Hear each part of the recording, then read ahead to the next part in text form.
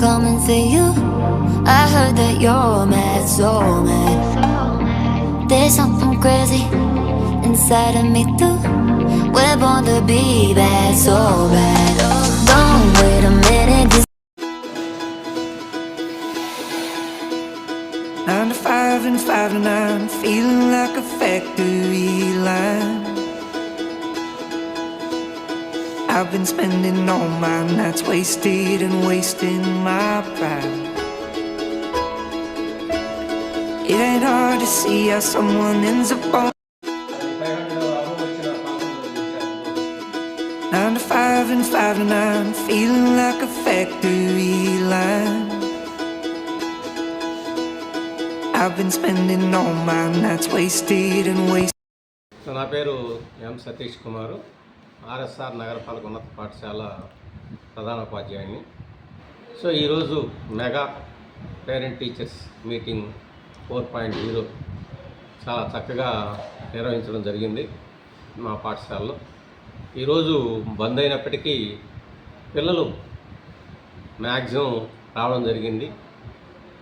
బంధు వాళ్ళు వచ్చేసి కొంతమందిని తీసుకుని వెళ్ళడం జరిగింది. మైనా అయినప్పటికీ కూడా మళ్ళీ పిల్లలు పోయి రావడం జరిగింది. రెండోసారి కూడా వచ్చి మళ్ళీ వాళ్ళు పిల్లల్ని తీసుకుని వెళ్ళారు. అయినప్పటికీ కూడా చాలామంది పిల్లలు మళ్ళీ వాళ్ళ పేరెంట్స్తో వచ్చి ఈ యొక్క సమావేశంలో పాల్గొనడం అనేది జరిగింది. ఈ సమావేశంలో ఈ పాఠశాలలో జరుగుతున్నటువంటి ఈ ప్రత్యేకమైనటువంటి తరగతుల దగ్గర నుంచి ఈ పాఠశాల డెవలప్మెంట్కు వేమిరెడ్డి గారు వాళ్ళ యొక్క నిధులతో వాళ్ళ ట్రస్ట్ తరఫున ఈ చేస్తున్నటువంటి రకరకాల సదుపాయాలు ఇవన్నీ కూడా వాళ్లకు వివరించడం జరిగింది.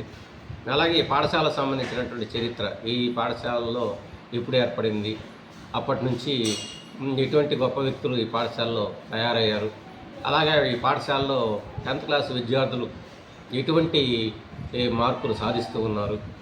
సో గత సంవత్సరం చూసుకున్నామంటే ఇన్ని సంవత్సరాలుగా ఈ పాఠశాలలో జరిగినటువంటి అన్ని పరీక్షల్లో 10th క్లాస్ పరీక్షల్లో హైయెస్ట్ మార్క్స్గా 592 మార్క్స్ అనేటటువంటిది ఈ పాఠశాలకు రావడం జరిగింది.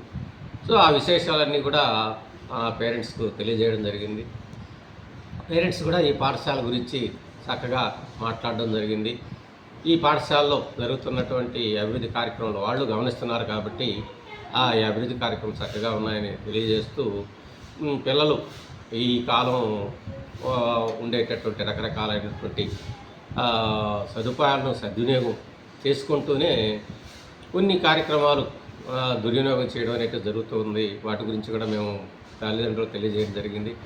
ఈ యొక్క పాఠశాల అనేటటువంటిది అందరికీ సంబంధించింది కాబట్టి ఇక్కడ ఉన్న వస్తువులను చక్కగా వినియోగించుకోవాలి, కానీ వాటిని డ్యామేజ్ చేయడం మంచిది కాదని చెప్పేసి ఆ పిల్లలను కొంచెం జాగ్రత్తగా వీటి గురించి వాళ్ళకి తెలియజేయాలని చెప్పేసి జరిగింది.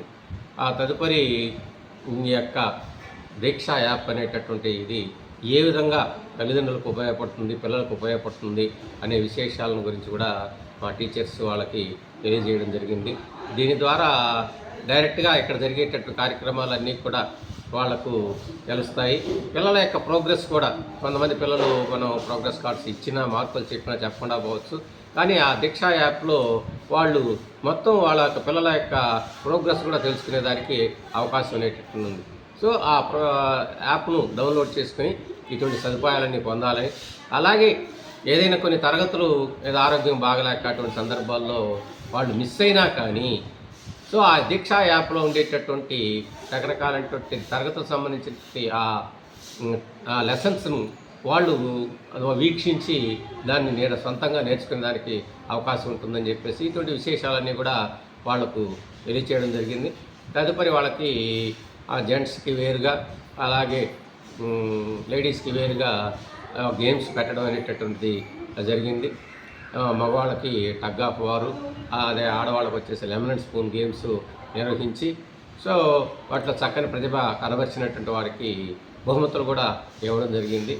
మొత్తం మీద ఈరోజు సమ్మె అయినప్పటికీ ఈ యొక్క కార్యక్రమం దిగ్విజయంగా మా పాఠశాలలో నిర్వహించుకోవడం జరిగింది.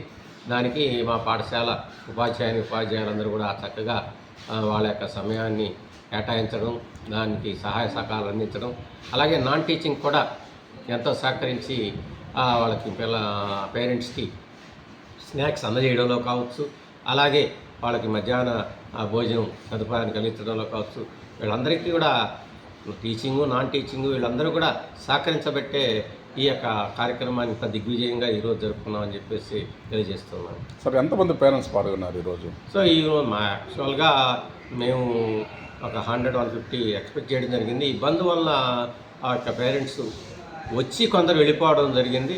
టోటల్గా మనకు ఒక 70-80 మంది పేరెంట్స్ మాత్రమే రావడం జరిగింది. ఈ భోజనానికి ఒక 50 మంది దాకా ఉన్నారు, భోంచేసి వెళ్ళడం అనేటటువంటిది జరిగింది.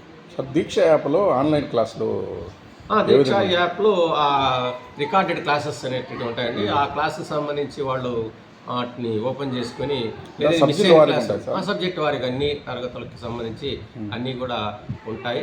వాళ్ళు దాన్ని సద్వినియోగం చేసుకోవచ్చు.